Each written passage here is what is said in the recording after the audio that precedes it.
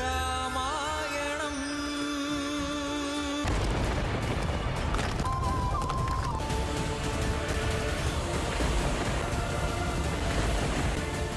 வேண்டாம் சீதா.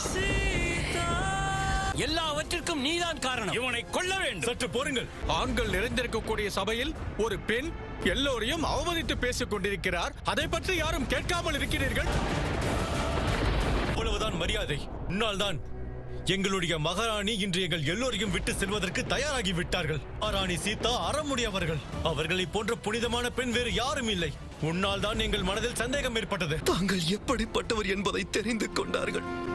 தாங்கள் உங்களை தண்டிக்க வேண்டிய அவசியமும் இல்லை, இந்த நெருப்பில் இறங்க வேண்டிய அவசியமும் இல்லை. சீதா புனிதமற்றவள் என்றால் புனிதமற்றவள் தான். உங்கள் நாடகத்தை நிறுத்துங்கள். துரோகி, உன்னை அழித்தால் தான் அனைத்து பிரச்சனையும் தீரும். பலத்தை கொண்டு ஒருவரை அடக்கக்கூடாது. உங்களுடைய மன்னர் ராமரும் விரும்ப மாட்டார், நானும் விரும்ப மாட்டேன். வாழ்க ராமன்.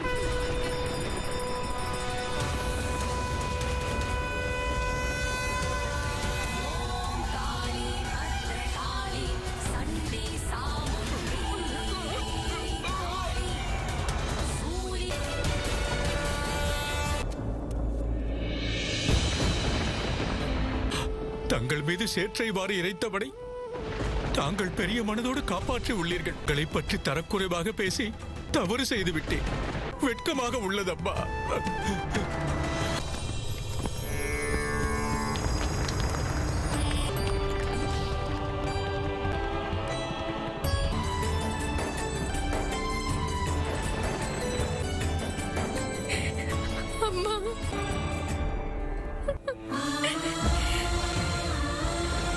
இப்படி உன் தாயை காக்க வைப்பது சரியா சீதா? இன்று வரை நீ அனுபவித்த இன்னல்களுக்கும் துயரங்களுக்கும் நானே சாட்சியாக இருக்கிறேன்.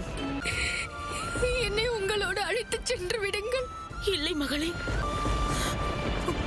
வரையில் அரச நியதிகளுக்கு கட்டுப்பட்டுள்ளான்.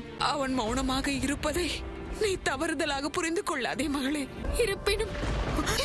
இருப்பினும் என்னும் வார்த்தையால் எங்களை கொன்று விடாதே மகளே.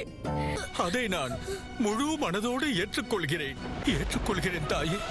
என்னை சுற்றி என்ன நடந்ததென்றே எனக்கு தெரியவில்லை. அத்தனையும் உண்மை. தங்களையும் பிரபுவையும் தரிசிக்கவே நான் அயோத்திக்கு வந்தேன். இப்படிப்பட்ட எண்ணம் தோன்றியது தாயே. உன்னுடைய முடிவை மாற்றிக்கொள் சீதா, மாற்றிக்கொள். எம்பெருமானே, ஆயிரமுக ராவணனின் தீய எண்ணம் அந்த வழிபோக்கனை விட்டு சென்று விட்டது. இதற்கு பிறகு சீதை செல்ல வேண்டாம் அல்லவா? இப்பொழுதே புறப்படுங்கள். தாம் அங்கு சென்று அங்கு உருவாகி இருக்கும் குழப்பத்தை தீர்த்து வைக்க வேண்டும். முடிவுக்கு கொண்டு வாருங்கள். இல்லை உமா, நீ கூறுவதைப் போல பூமிக்கு செல்லும் நேரம் இன்னும் வரவில்லை. அது கூடிய விரைவில் வரும். கணவனுக்கு மனைவியாக, குழந்தைகளுக்கு அம்மாவாக, நாட்டின் மகாராணியாக இருந்த சீதா தன்னை சிறந்தவளாக என்றோ நிரூபித்து காட்டிவிட்டாள். ஆனால் ஒரு குறிக்கோளை தவிர, அந்த குறிக்கோள் தான் பெண்களுக்கு உண்டான உரிமை. இந்த உலகில் உள்ளவர்களுக்கு அவள் ஒரு முக்கியமான செய்தியை சொல்லவிருக்கிறாள்.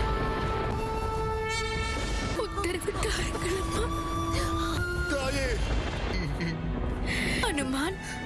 இல்லை தாயே, நான் உங்களை எங்கும் செல்ல விட மாட்டேன். இந்த முறை தங்களின் இந்த மகன் சீதாராமனை பிரிய விட மாட்டேன் தாயே. ஏதாவது கூறுங்கள் தாயே.